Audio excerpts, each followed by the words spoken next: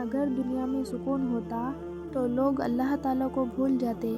سکون تو صرف ان لوگوں کے پاس ہے جو اللہ کی رضا کو اپنی رضا سمجھتے ہیں۔ اللہ تمہارے دل کی وہ مراد بھی پوری کر دے گا جس کے لیے تم دن رات دعا کرتے ہو۔ اللہ صرف تمہارے راستوں کو موڑتا ہے، تمہاری دعاؤں کو نہیں۔ وہ تمہیں اپنے طریقے سے تمہاری من پسند منزل تک لاتا ہے۔ کچھ کو فوراً دے دیتا ہے اور کچھ کی آواز کو شاید بار بار سننا چاہتا ہے، اور کتنے ہی خوش نصیب ہیں وہ لوگ جن کی آواز کو وہ سننا چاہتا ہے اور عطا بھی مانگ سے زیادہ انوکھا کرتا ہے۔ میرا اللہ بڑا غفور الرحیم ہے۔ اللہ پاک ایسا وقت بہت جلد لائے گا جب تم اپنی آنکھوں سے اپنے لیے معجزے ہوتے دیکھو گے۔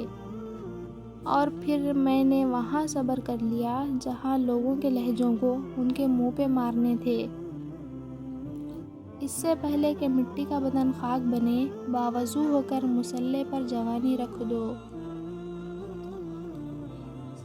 صرف قرآن پاک ہی وہ سچا دوست ہے جو خبر میں بھی آپ کا ساتھ دے گا۔ کسی چیز کا خیال نہیں نکالتا تو وہ اسی چیز کو تمہاری حقیقت بنا دیتا ہے۔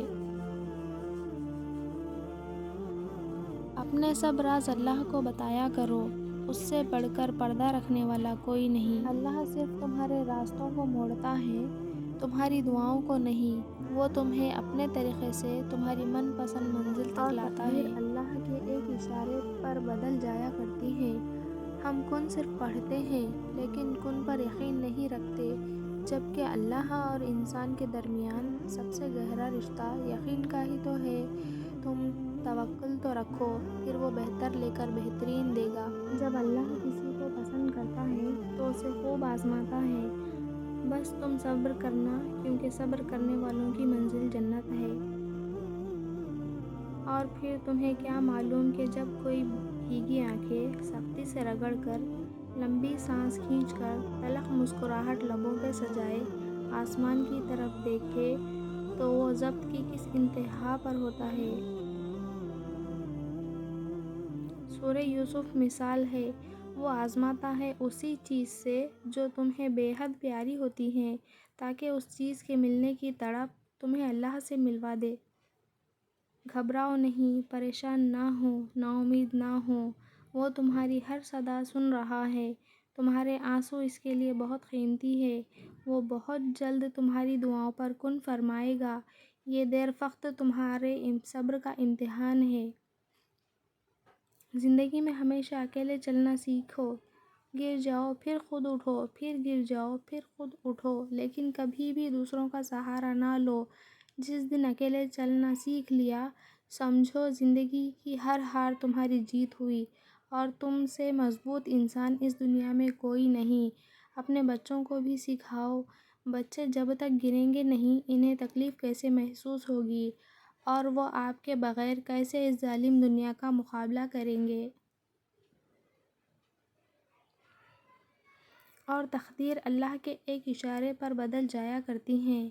ہم کن صرف پڑھتے ہیں لیکن کن پر یقین نہیں رکھتے، جبکہ اللہ اور انسان کے درمیان سب سے گہرا رشتہ یقین کا ہی تو ہے۔ تم توکل تو رکھو، پھر وہ بہتر لے کر بہترین دے گا۔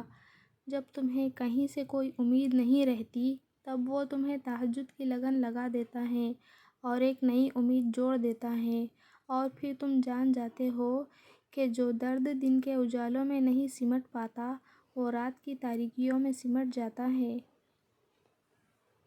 گھبراؤ نہیں، یہ مشکل وقت عن قریب گزر جائے گا۔ تم یقین رکھو گے نا اللہ پر، تو اللہ تمہارے لیے کافی ہو جائے گا۔